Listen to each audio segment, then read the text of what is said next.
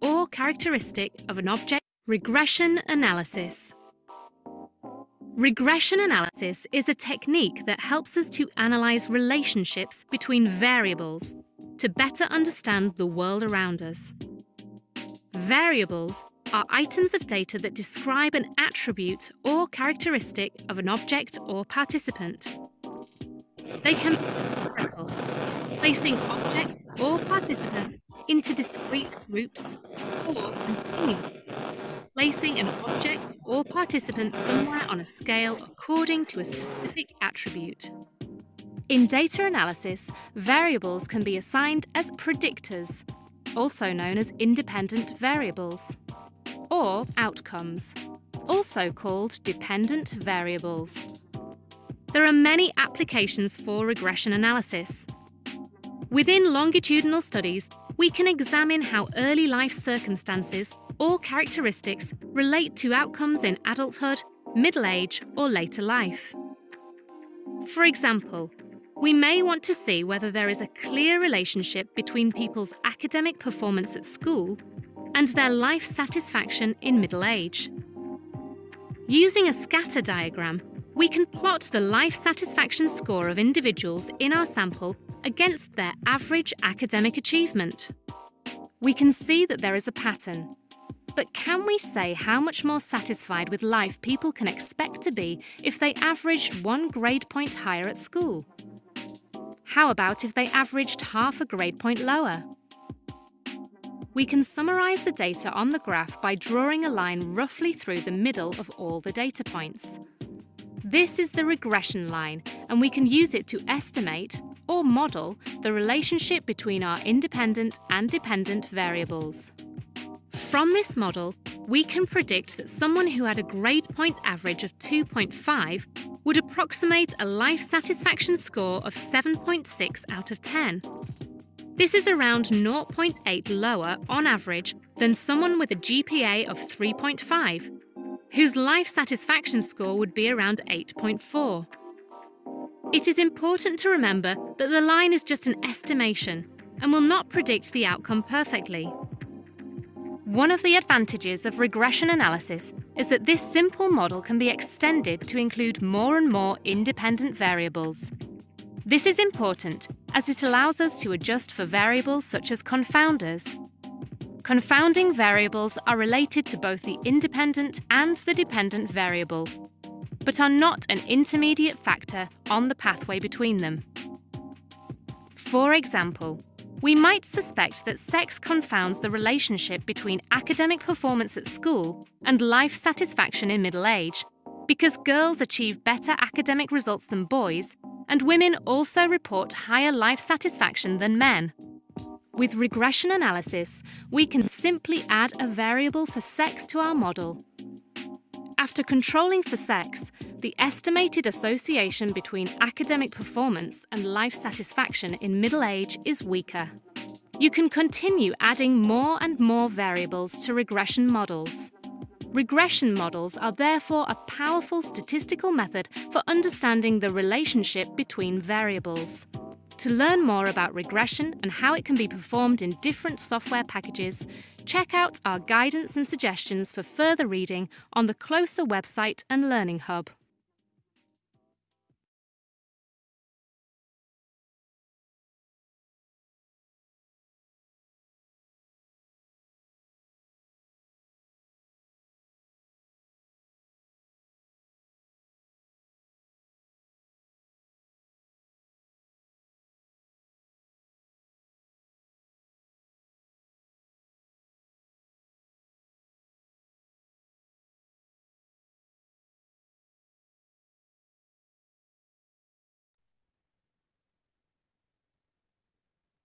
Okay, so good morning. So good morning pa naman.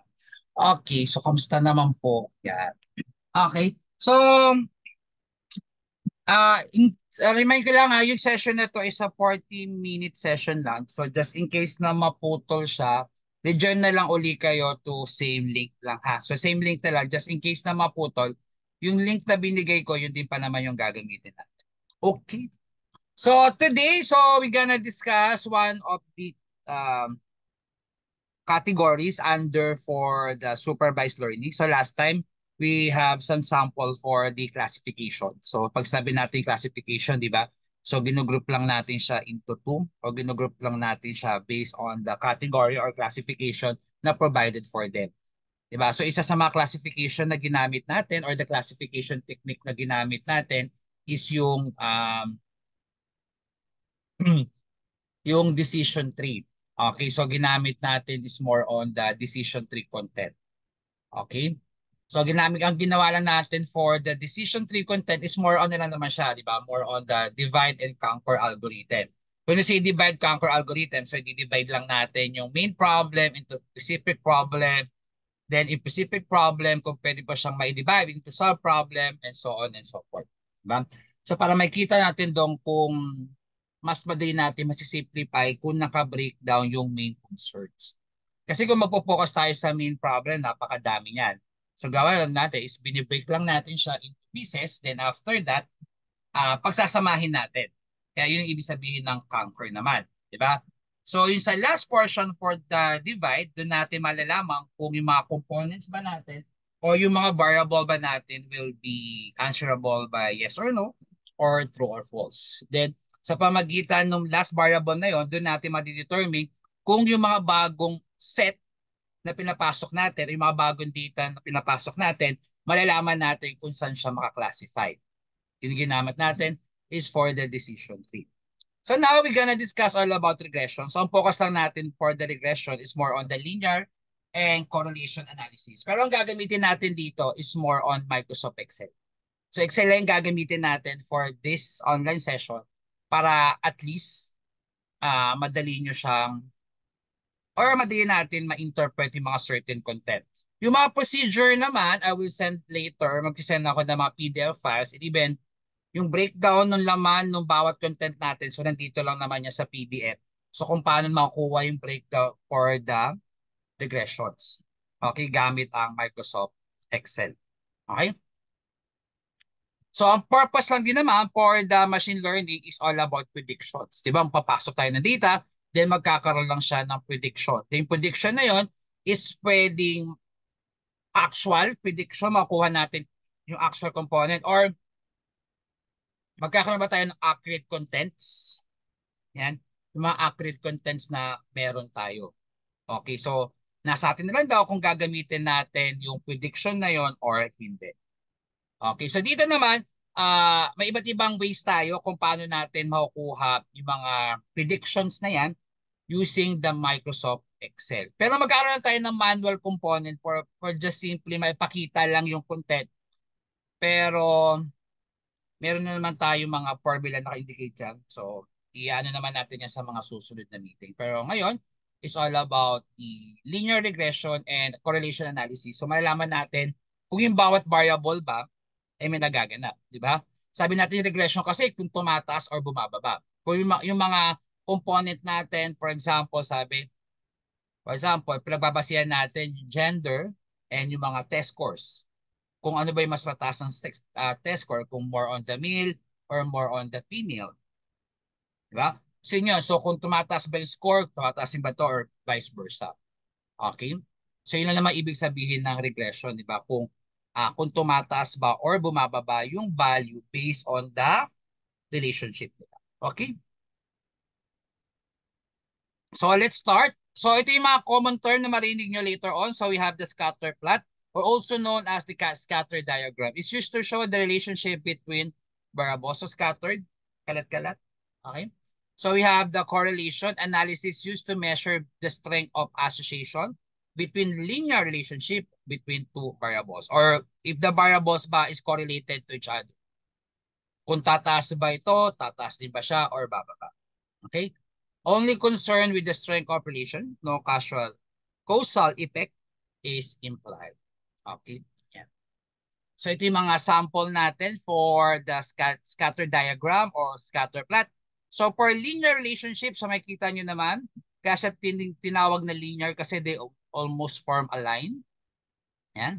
So itong content na to and this also the content. Okay? So kaya siya tinawag na linear. Di ba? Kasi itong content na to almost straight line na siya. ba? Pataas or pababa. So depende yun. Kaya siya tinawag na linear. Dito naman, we have the curvilinear. So as you can see naman, halos pa-curve na yung content natin. Okay? Pero ang relationship na gagamitin natin is more on the linear relationship. Okay, so dito lang tayo magpo-focus later on.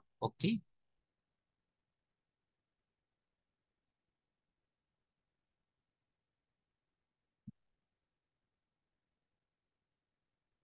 Then we can identify naman kung anong klaseng, kung gaano kalakas yung mga relationship content natin.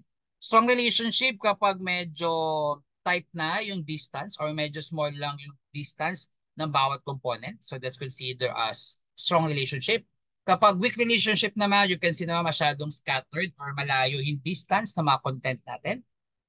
Then pag no relationship at all, yeah, so halos hindi naman natin makita kung anong klase information yung gusto nilang imply.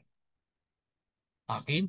So, strong relationship, close tight lang siya pero they almost form a linear content. We have weak relationship, nagpo-form naman siya ng line pero medyo malayo yung distance. We have the no relationship at all, so hindi natin ma-determine kung ano ba yung shape na pinoportray niya, kung more on the linear or curvilinear ba siya. So that's considered as no relationship at all. Okay?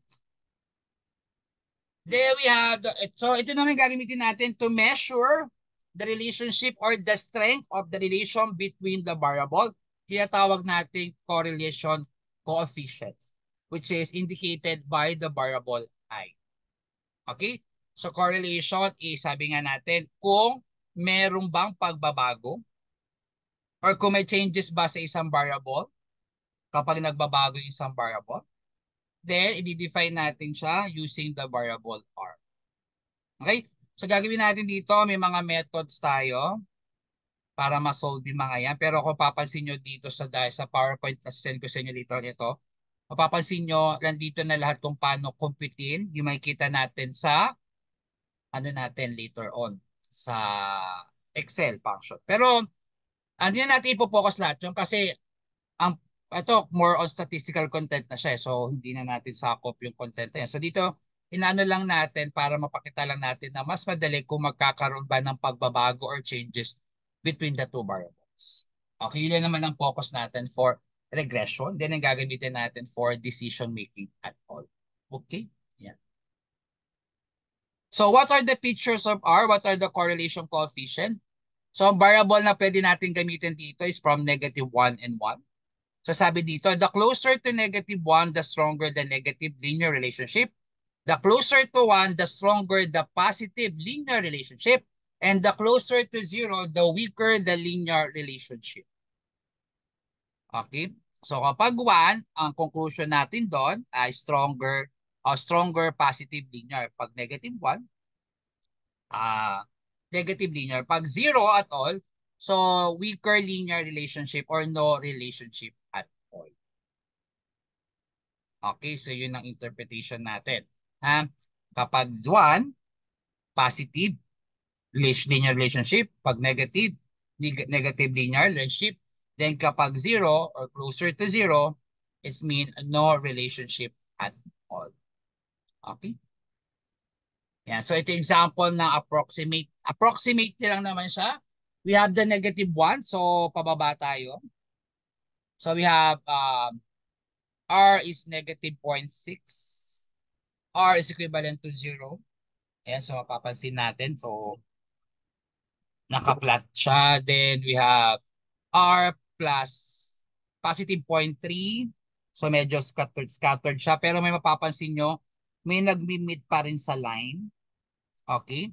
So, kahit scattered to, kahit negative siya, may mapapansin nyo, may nagmi-meet pa rin sa line. So, ito naman halos, so hindi natin siya pwede matawag na linear kasi straight line lang siya or naka-vertical. So, pag linear kasi tayo naka-slant. Naka-slant yung ano natin. Then, we have the positive 1. So, mapapansin nyo per positive 1. So, halos lahat na sila ay pantay-pantay. Okay? So, yun yung mga approximate value natin. So, ito yung formula na gagamitin natin for the correlation coefficients. So, ito yung mga formula na gagamitin natin to solve the coefficient. So, we have or the equivalent algebraic equivalent. So we have this n times the summation of xy minus summation of x times summation y over the square root of n quantity summation of x squared minus quantity squared summation of x times n summation of y squared minus the quantity summation of y squared. So para makuha natin yung mga summation na yan, so syempre, gawa tayo muna ng tables. So mapapasin nyo dito, for the table, so we have the dalawang variable. So we have the variable x and the variable y.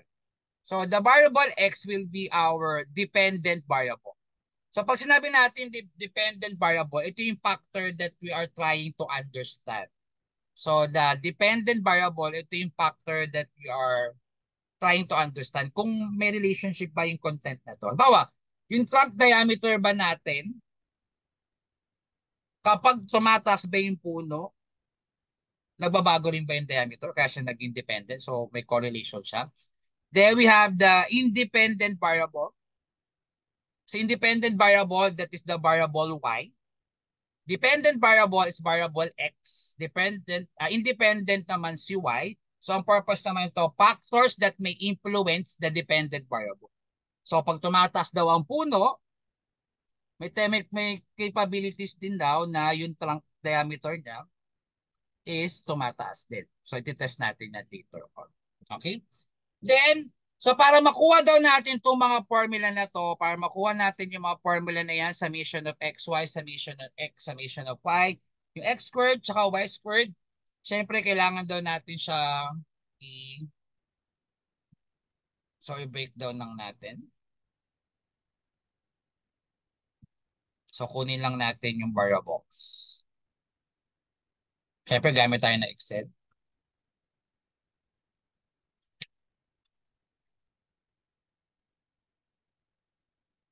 So dahil online na naman tayo, so Excel na lang ang gamitin natin para mas madali maintindihan kung paano nakukompute yung mga bagay-bagay. We have some summation content.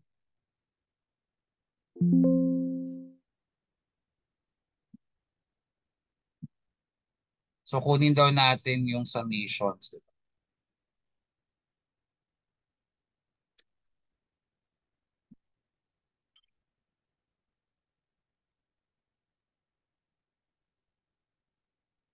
Ayan. So kunin lang daw natin yung mga value natin. So we have the value. So ibaba lang natin to. So we have the 3 height. So this is the y variable.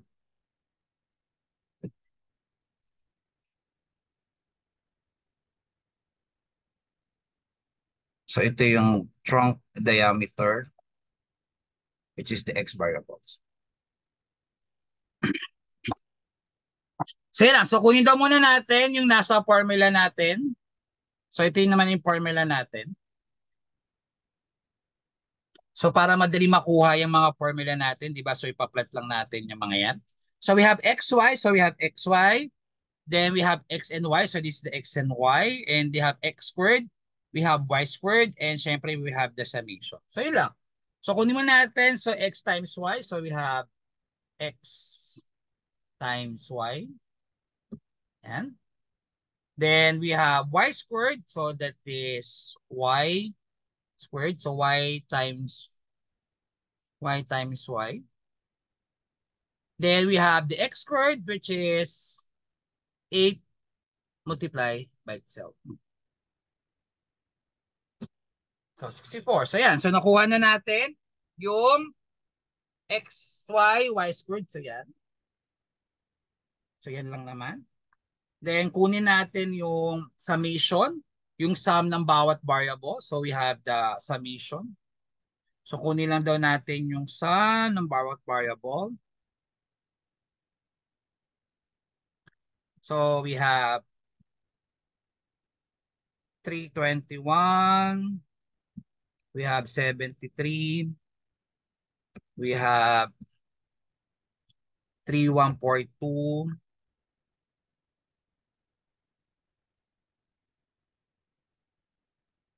So we have 1411.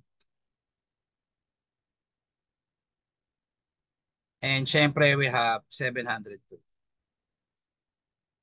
Okay, so pag nakuha na natin yung mga summation ng content natin, so i-apply lang yan. So ipa-plot lang natin yung, which is n is the number of variables. So we have 1, 2, 3, 4, 5, 6, 7, 8. So we have 8 variables. Yan. So ipa-plot lang natin summation ng xy. So it is the summation of xy minus summation ng x times dito. Okay, so parang magiging ganyan lang naman siya. So 8 times xy is 3142 minus 321 times 73. So yan. Diba? Tapos ganun din. So i-apply mo na lang yung value naman ng ito din. So n, so equal sign n. So this is 8 times summation of x squared. Summation of x squared is 713 minus summation of x. Ayan, summation of x squared. So, ganyan lang yan, di ba? Tapos, ta-times mo naman sa ganun lang. N, which is 8 times summation of y squared, which is 321 minus summation of y. Summation of y squared is ilan? 14,000 pala. Summation of y squared is 14,100 times summation of y 321 squared, di ba? Yan, so ganyan lang siya, di ba? Tapos, i-square root. So, pag na-plot na natin yung mga yan, so na-plot na natin, di ba? So, i-apply lang natin. So, ayan, so pinat natin yung value. So, pinat lang natin. So, nakuha natin value ay 0.886. So that is the correlation. So nalagay dyan, so relatively strong positive linear association between X and Y. So nakuha natin positive, sabi-sabihin medyo malapit sila. Medyo close yung kanilang relationship or medyo close yung kanilang content. Okay? So yan ha. So kinuha muna natin. So minano-mano natin yung mga content na yan. So minano-mano natin. Then, based nakuha natin, in-apply lang natin yung nakuha natin content. Yan. So, in-apply lang natin yung mga variable na yan. So, nakuha natin yung 0.886. Okay, so that is yung manual.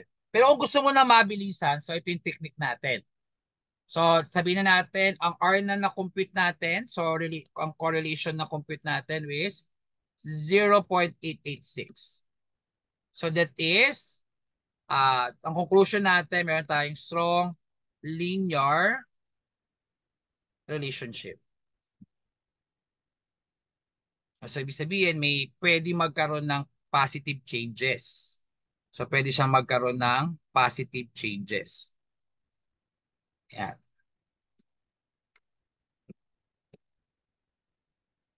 Yan. So, nakuha natin. So, andito naman po sa PPT, which is send natin yan later on. So, gusto man natin makuha yung mga yan ng mabilisan without this table. So, punta lang tayo sa yan. So, punta lang tayo dito sa data. So, sa data natin, punta lang tayo. Then, hanapin lang po yung analysis. Ayan, data. Then, punta lang po sa data analysis. So, sa data lang po, hanapin nyo lang po yung data analysis nyo. Okay? So, kung wala po kayong makita na analysis dito, so kung wala po kayong makita na data analysis, so ang gagawin lang po natin, punta lang po tayo sa file, more, options. Tapos lalabas po yung Excel option. Piliin lang po yung add-ins. Ayan. Hanapin lang po yung add-ins. Yan, hanapin yung add-ins. Tapos sa add-ins po, hanapin po to, Manage Excel add-in. Tapos click po yung Go. Then hanapin po tong Analysis Toolpack. So make sure po naka-check yan. Then click nyo OK. So automatically ma-add po to. So ulitin po natin sa File, More, or Options. O basta hanapin nyo na lang po sa file menu nyo po yung options. Ha? Depende kasi yan sa Microsoft Excel na ginagamit natin. So pag wala pong more, basta hanapin nyo lang po yung options. Microsoft Excel options. Tapos, at ito parehas lang naman po nalalabas siya. Piliin lang po yung add-ins. Tapos, hanapin si Manage Add-ins. I-drop down lang po to. Piliin si Excel Add-ins. Then, click Go. Then, may magpa-pop up po. Piliin lang si Toolpack. Then, click OK. Then, automatically lalabas yan. Then, later on naman, si-send ko dito sa Facebook chat box natin yung steps kung paano makuha yan para just in case na makalimutan natin. Okay. So from that, so we have the data analysis. Yan. So piliin nyo naman o click nyo na si data analysis. So dyan lalabas yung iba't ibang klase ng analysis tools. Okay, may iba't ibang klase na analysis tools. Okay. Siyempre, hanapin lang natin si regression. So, click lang po si regression, then click OK. Then, may magpa-pop up dyan sa screen natin. Ayan. So, may magpa-pop up na screen. So, we have the regression. Then, may lalabas itong dialog box. So, nakalagay dyan, input Y range. So, input Y range. So, select lang po natin. So, Y natin is our dependent variables. Okay. So, ano ba yung Y natin? So, sabihin natin, itong Y natin is yung height. So, i-select lang na. Select po yan na kasama po yung header, ha? Kasama po itong tree height. Yan. Click po ulit ito. Piliin naman po si X variable. So, X variable. So, this is the X variable. So, kasama yung header. Then, piliin lang po yung label. So, dapat lagi may labels. So, para ma-identify natin kung variable X ba or variable Y. Then sa output option, so pili lang kayo kung saan nyo ilalagay, new worksheet, new workbook, or output range. So for output range, ibig sabihin dito lang yan sa existing natin, yung kaka-open. Then click OK. Then piliin lang po si residuals. So para makita lang natin later on yung mga predicted and actual value. So click lang yan, then click OK.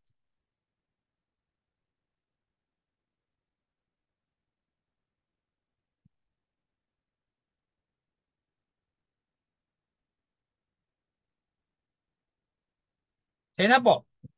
So nakuha na natin lahat ng kailangan natin. So meron tayong regression statistic summary. So regression statistic summary, so makikita nyo dyan, we have the multiple R. So multiple R is our correlation coefficient. Di ba na-compute natin sa manual is R, 0.0086. So na-compute po natin ay ito. So ito po yung kailangan natin dyan. We have the residual. Ayan. We have the multiple R. So multiple R is indicated for correlation coefficients. So ayan. So nakuha na natin. So parehas na. So hindi na natin compute. So wala tayong manual computation pero still nakuha natin ng parehas yung value. Okay? Then ito naman, mapapansin nyo, ayan, may mga predicted and actual tayo. Which is later on, i-compute natin to kung paano nakuha tong predicted na yan. Okay? So, halimbawa, ang input natin is 35. Ang height niya is 35. Pero ang na-predicted height ay nakuha natin ay 35.06. Ibig sabihin, yung trunk diameter natin, ganyan yung size kapag ito yung size. Ito yung height. So, nakuha natin. So, na-compute natin ay 35.06. Pero ang actual measurement natin is 35. So may residual, so meron siyang sobra. Meron siyang sobra ng negative. Okay, so dito naman, we have 49. 9. Diba? Pero nakuha natin is 39. So ilan yung sobra? Diba? Ito naman 27, nakuha natin 30. Ito yung mga sobra. So yung ibig sabihin ng residual. Okay? Yung predicted natin compared dun sa actual. So actual natin 35 pero na-compute lang ay 35.06. Ito naman, ang computed natin is 53 pero actual measurement natin is 51 so naging negative so kulang. Okay? Ayan. So ito yung kailangan muna natin. So ito lang siya. Yan. Okay? Tapos ito si multiple R. Okay? So nakuha natin ng parehas. Okay? So ayan na. So 0.06. So correlation between the tree height and the trunk drive. Tapos itong mga nandito, makikita nyo dyan, it just simply nakasummary lang po siya. Pero hindi natin ipopokus sa mga ANOVA na yan, yung mga content na yan kasi ibang sa ano na to, sa statistics na yan. Okay. Then, again, so nakuha na natin yung ating correlations. So, with using the Microsoft Excel. So, mabilisan lang yan, di ba? So, hindi na natin kinompute. So, hindi na natin kailangan ng ganito. Pero pag manual computation, so ganyan, tapos apply natin yung formula, then ito naman is for using the data, then data analysis. So, na-compute na natin siya. Okay? So, nakuha natin ay positive yan. So, meaning they are strong positive relations. So, ito naman, we have the R square. So, R square is the coefficient of determination. So, ito naman coefficient of determination. Ano lang naman niya, indicator of the goodness of fit. Ito yung mga adjusted naman. So, in-adjust lang naman itong 78. So, i-adjust daw siya based on the variable. Mga standard error. Okay, yung mga precision natin dito, ayan, mga precision content natin dyan kanina. And observation is yung number of items natin, which is 8. Okay? So, yeah. Then, sa pamagitan ng ito ngayon, so pwede na tayong gumawa ng chart. So, pwede ka naman makapag-create ng chart. So, create naman tayo ng chart. So, punta lang tayo. Siyempre, highlight lang muna natin. Ayan, highlight lang muna natin yung variable together with the header. So, punta lang kayo sa insert. Hanapin nyo lang yung mga chart content nyo. So, for example, hanapin nyo lang si scattered. Ayan. So, click nyo lang si scattered. Then, automatically, gagawan na kayo ng scatter diagram. Ayan, meron ka ng scatter diagram. So, ngayon, yung diagram mo naman yan, hanapan mo naman siya or dagdagan mo lang siya ng mga content. So, we have the x-axis, the y-axis, ayan. So, indicate mo na lang yung mga x and y-axis natin. Ayan. Yan yung mga axis. Ayan. So, grid, okay lang yan. Legend, pwede naman. Then, after that, hanapin mo na itong trend line. So, dapat itong trend line natin, maklik natin yan. So, para mahanap natin yung linear regressions. So, ito na yung linear regression natin. Okay? Then, pag iba-mano-mano natin siya, so, for mano-mano content, so, meron tayong formula for linear regressions. Yeah, so ito yung naman yung formula for linear regressions. Yeah, so that is our formula for linear regressions. Okay? So, yan ang formula na gagamitin natin mamaya. So, we have y. So, syempre, we have y indicated for variable y. X indicated for variable x. Syempre, meron tayong variable a. Yan. So, syempre, variable x. So, x is the independent variable. Independent variable. Si y is the dependent variable. Dependent variable. Then we have A. A indicated for the y. intercept. Yan, intercept. Yung sa y variable natin. Yan. So, intercept natin ito. Yan. So, yun yung mga formula natin. So, we have the b x plus a, which is y indicated for y variable. X, syempre, is for the x variable. We have b is for the slope. Yan, slope and intercept natin. So, kulang pala tayo. So, b is for the slope. Yan. So sa pamagitan ng variable na to, sa pamagitan nito, is malalaman natin yung tinatawag natin residual value. So para ma-compute itong mga ito, residual. Later on papakita natin yan. So paano natin ngayon kukunin itong linear na yan? So gagamitin natin itong formula na to. Pero dito sa Microsoft Excel, so pwede na ipakita sa iyo yan. So click mo lang ulit itong chart. Hanapin mo itong trend line. So sa trend line nyo, so nandito rin din naman yan ha. Nandito rin naman yan sa format nyo, ayan no, sa chart, thread line. So hanapin nyo lang. So thread line, so send ko naman later on yung ano. Thread line, then hanapin nyo more options. So lalabas itong mga options na to. Piliin nyo lang po itong display equation of chart. So papansin nyo, magkakabalyo ka na. So display equation of chart. And display or piliin mo yung R squared. Yan. So piliin mo lang natin yung formula paano nakuha tong slope na to. Yan. Yan. So nakuha natin yung linear natin. Okay. So ulitin natin ha. So pumunta lang tayo sa so ito ayusin lang natin pagbalik rin na natin yan. So ayusin lang natin ng tama. Yan. So this is the x, this is y. So parehas lang din naman ng ano natin dyan.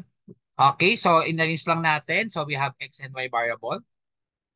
Para hindi tayo baligtad ng sagot. Yan.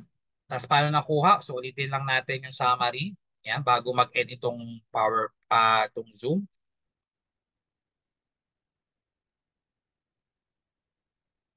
Delete pala.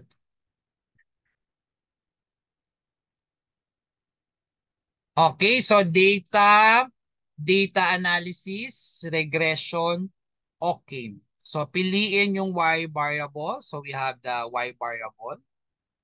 Yan. Piliin yung x variable together with the header. Lagyan ng label, output range natin. So dito lang naman. So okay lang yan. Then residual. So check lang natin yan para makita natin yung mga actual and estimated value. Then click OK.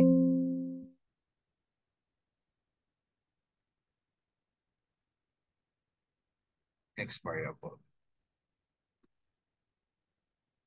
Yan. Yan. So 8.6. Yan. So this is ito lang kailangan natin at this moment. Then gawa ka chart. So highlight muna together with the header. Insert chart, then scatter. Yan. So we have the scattered. Then i-add mo na lang yung mga dapat i-add. Access title. We have the trend line. More option. Then display equation. Then click OK. Ayan. So kukunin na ngayon natin yung formula. So ito yung formula natin. So y equal to bx plus a. So i-solve natin yan. So pag nakato, join kayo ulit dun sa same session. Okay, then tuloy natin so dito sa paano hanapin tong bx. Okay. Yan. So mag-enter. Naka-record. Ayan. Sorry. Okay.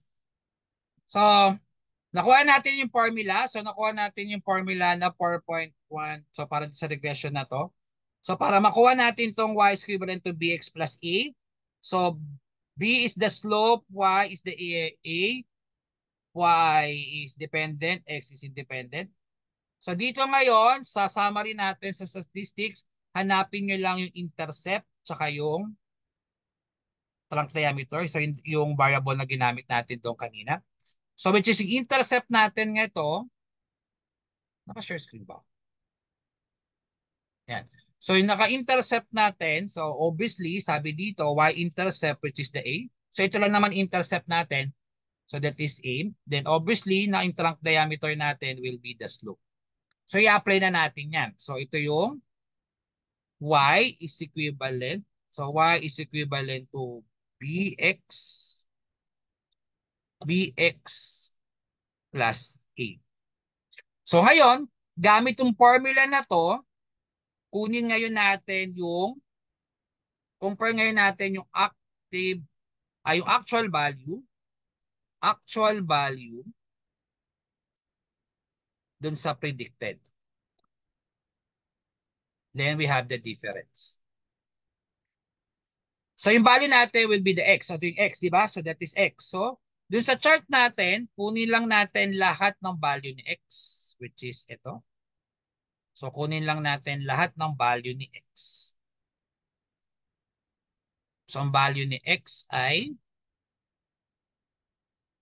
yan. So this is the value of x. So ngayon, yung predicted natin, i-apply lang natin dito equal sign.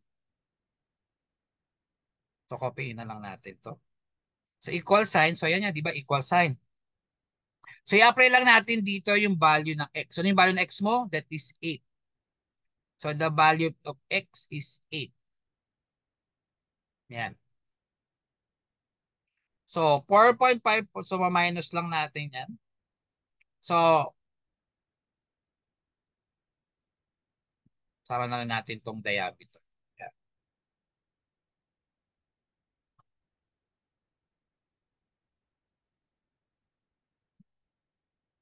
Tingnan natin. So ito yung value ng x. So this is the tree height, diameter. Hindi naman nakopya.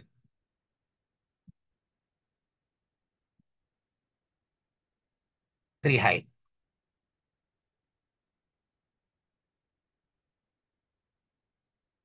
So this is x and this is y.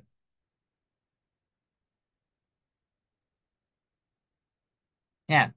Then we have so this is the actual. So this is the y actual. Y actual. Tapos ito naman yung expected.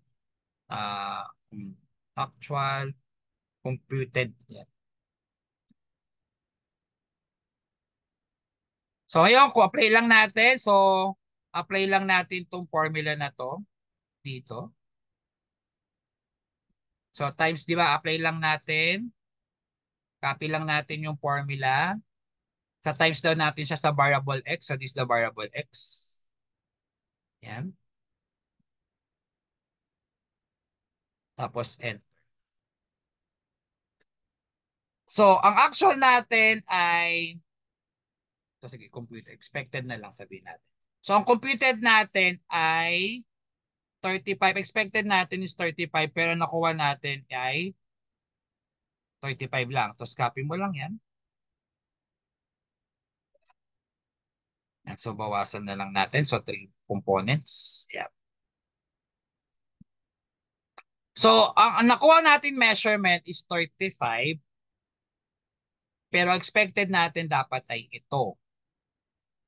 Tapos kapag ang diameter naman daw ay 9, ang nakuha natin is 49, ang actual expected natin ay ito. Kaya mapapansin nyo, ito yan, no? 35.06, 39, 30, di ba? Kaya siya naging positive kasi expected natin 39, nakuha natin is 49. Dito, ang expected natin ay 30, so nakuha natin ay 27. Kaya meron siyang residual or may kulang or sobra. Yan, o yung difference natin. Tinatawag natin difference. Diba? So, equal sign, expected, minus most actual. So yun yung makukuha natin. Yan. Hmm? Pero baliktarin na lang natin para yan, minus the actual. Yan. So pag negative siya, ibig sabihin kulang kasi expected value natin is 35. Yan. Pero nakuha natin is 30. So kinulang ka. Then we have expected lang natin ay 39. Pero nakuha natin is 49. So kung diameter daw ng 3 ay 9. Yan. Kung diameter daw ng 3 is 9, so dapat ang expected natin na height niya ay 39. Pero nakuha natin is 49. Kung diameter niya 7, ang expected natin is 30, nakuha lang natin is 27. Ibig sabihin, kinulang tayo ng negative 3. So pag diameter na daw ay 6, tapos expected natin sa height ay 25, ang nakuha natin is 33, so meron tayong sobra na 7. 13, expected natin ay 57, nakuha natin 60. Yan. So base niya yun dito sa mga expected na ganyan, mga content natin. So pwede ka nang gumawa ng conclusion mo. Ano lang naman siya, di ba? Kaya nga tinawag, prediction lang naman lahat sila. Hindi naman porket prediction, pwede siyang maging totoo, pwede siyang hindi. And ang prediction mo for 35 ay nakuha mo lang is 30. So kinulang ka. So ito yung kailangan natin. So for the linear, ayan. So for the linear content. So ito yung formula for linear regressions. Sa pamagitan ng linear regression na yan, so makagawa tayo ng predictions. So yung prediction content natin, base dito sa slope natin. So ito. So ito kailangan natin. Y-intercept. Si the trunk diameter naman will be the slope. O kung ano yung value dito sa ilalim na intercept. Kung ano nakalagay na value dito. Kung nakalagay dyan ay X. So, syempre, obviously, that will be big. Depende yan sa naka-highlight sa'yo. So, depende kung ano yung mga na-highlight ko dun sa head. Hina-highlight ko sa header, di ba? Kaya pinagpalit lang natin. So, trunk diameter tsaka height. So, kaya nakalagay dito is trunk diameter. Kung ang naka-highlight dyan X, nakalagay dyan is X. So, depende yan kung paano natin na-highlight. So, dito sa summary, ang kailangan lang natin dito is tong multiple. We have the multiple. Then, we have the intercept. Yan. Kaya nakuha natin yung formula na y is equivalent to 4.5413 x minus kasi negative yon. Kaya naging negative 0.3147. Okay? So yan. So nasusundan po ba ako kung paano nakuha tong residual din na to? So paano siya nakuha? Nasusundan naman po ba? Susundan, sir. Okay. So ito naman din, yung sa pagkuha ng slope at intercept, pwede mo naman din imano-mano yan. Ha? So pwede mo naman natin din imano-mano. So, paano natin imano-mano? Copy lang natin ulit ito. Dito naman tayo para hindi sobra.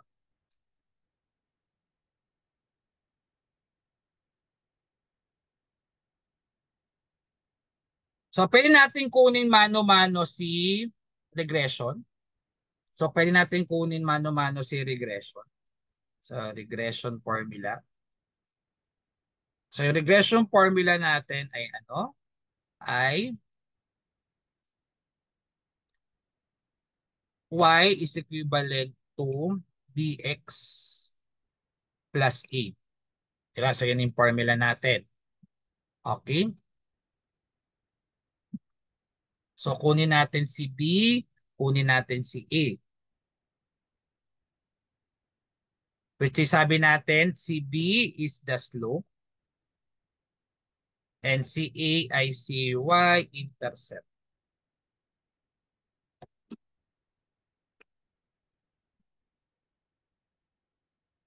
So, y-intercept.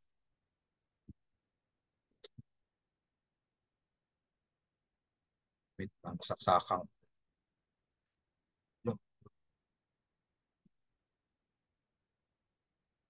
Kailangan, nahugot yung saksakan.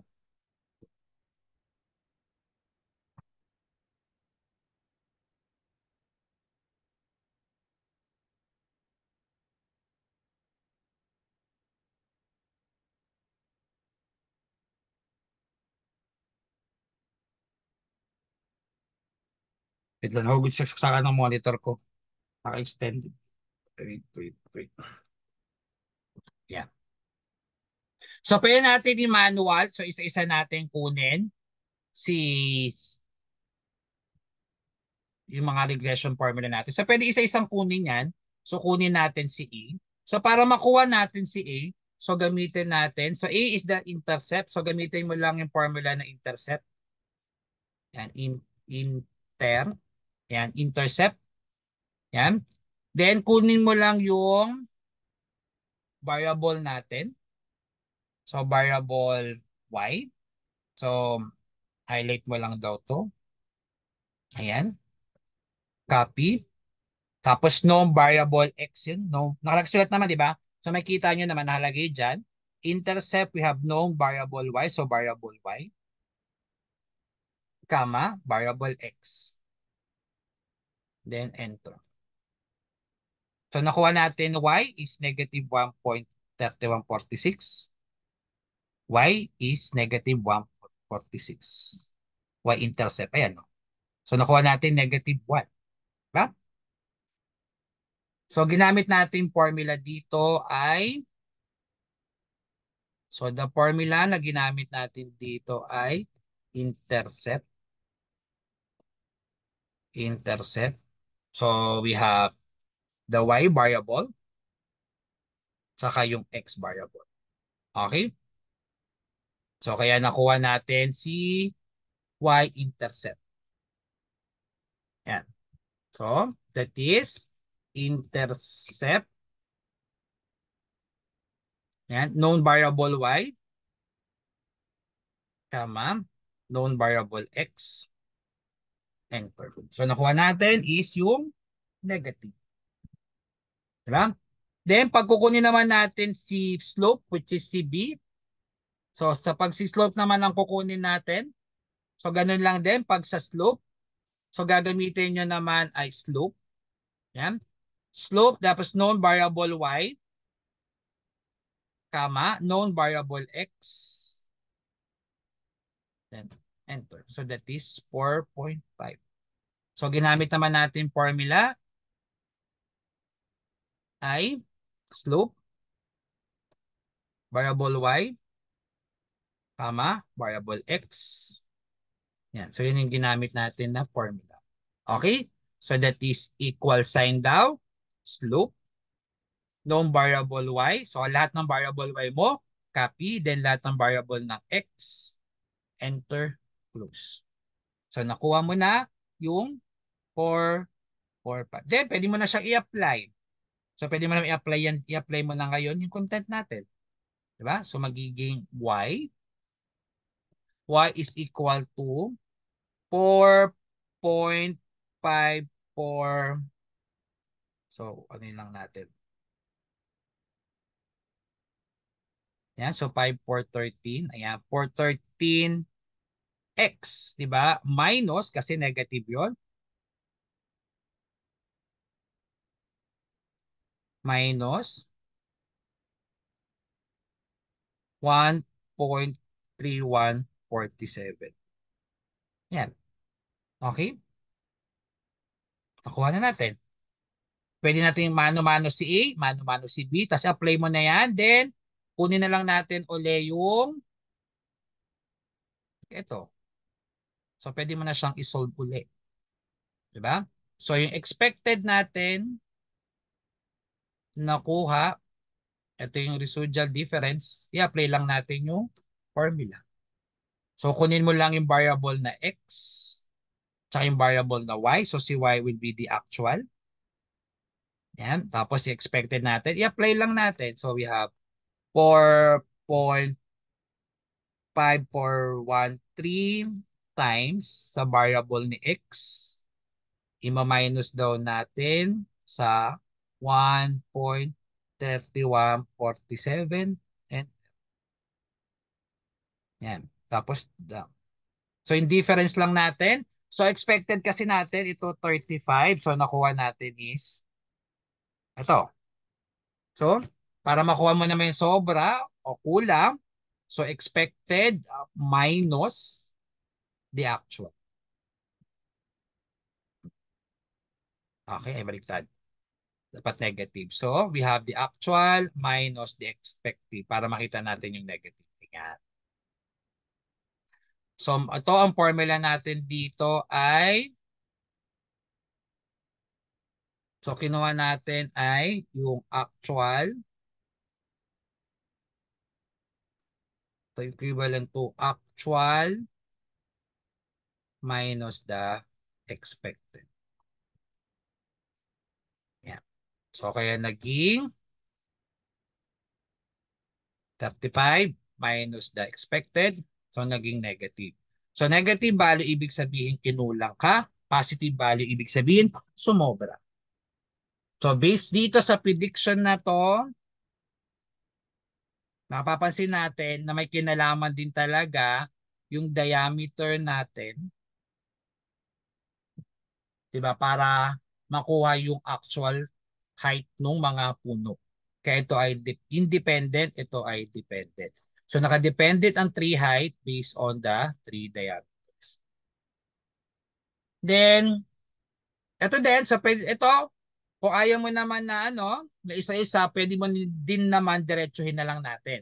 So pag diniretso naman natin, ganun din. So kunin mo lang or gamitin lang natin yung command na linis. Okay, so this is for the regression line. So ginagamit natin for linear regression. So ganun pa rin, kunin natin si variable y. Okay, and so si variable y, kama si variable x. Tapos close parenthesis, enter. So meron ka ng 4.5, meron ka ng 1.3. So ganun lang. So equal sign. So we have linis, known variable y, comma, known variable x. So ganyan natin siya to-compute. Okay? Yan. So ulitin lang natin. So we have equal sign, we have the linet, known variable y. Select lang lahat ng variable y, comma, select lang yung variable ni x. Tama din. Enter. So nakuha na natin. Then, gawa ka na uli ng, kung ayaw mo gamitin tong formula natin, kung ayaw mo gamitin tong data analysis, so pwede mo namang imano-mano ito mga. Okay? Then you can create a chart na. So we have insert, charts. So highlight muna natin. Chart, scattered. Yan. Then, lagyan mo na lang ng mga details like axis title. So ano ba tong mga to? So variable y natin ay this is the tree height. Variable x is the trunk diameter. Trunk diameter. So title, so isapihin ko ng title na lang yan.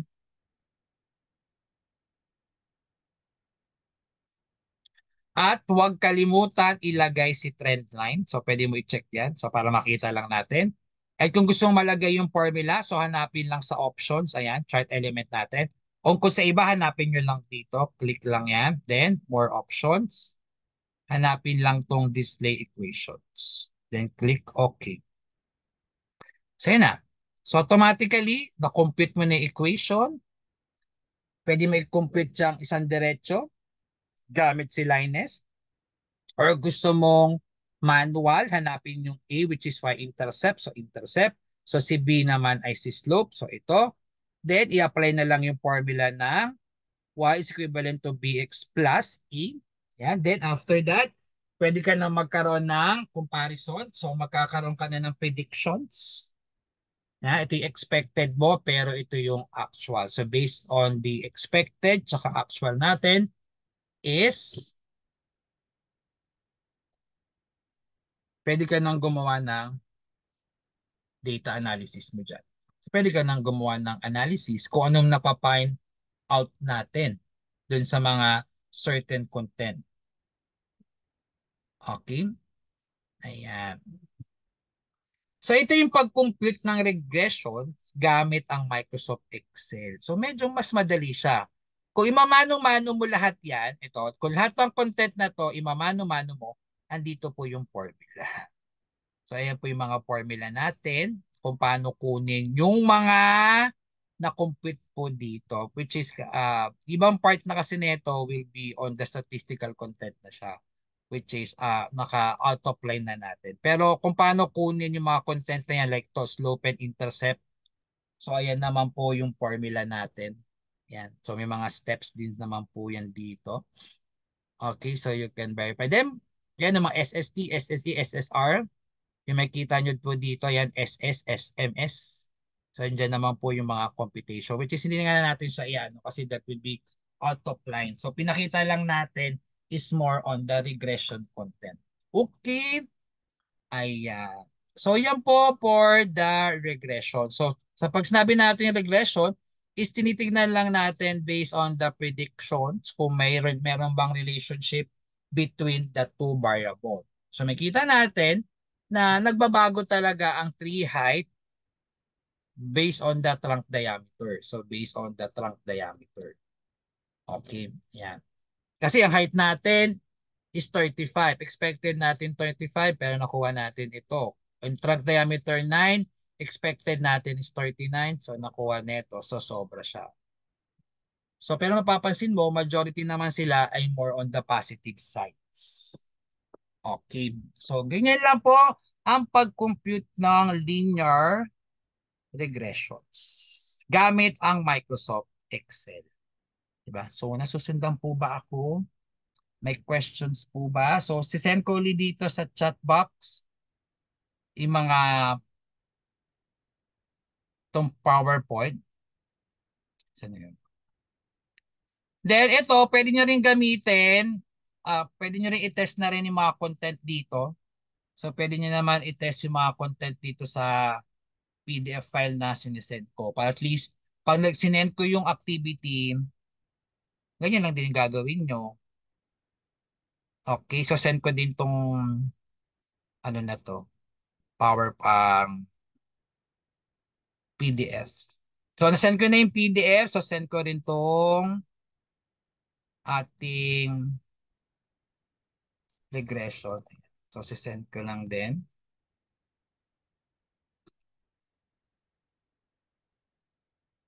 Okay. Ayan. So lahat na kailangan nyo, so nakasend na para just in case is pwede nyo nang ma-test. So para pag sinend ko yung activity later on, ay pwede nyo na siya or makukuha nyo na rin siya. Magagawa. Ayan. So send ko na rin Excel. So yan. So na-send ko na Excel. Then upload ko din yung PowerPoint. Yung PowerPoint shows. So I have the PowerPoint shows. Yan. Then yung video, tawag dito, i-compress ko na lang siya.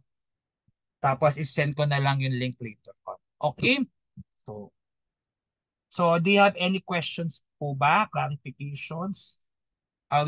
Gets naman po ba? Nasundan naman po ba?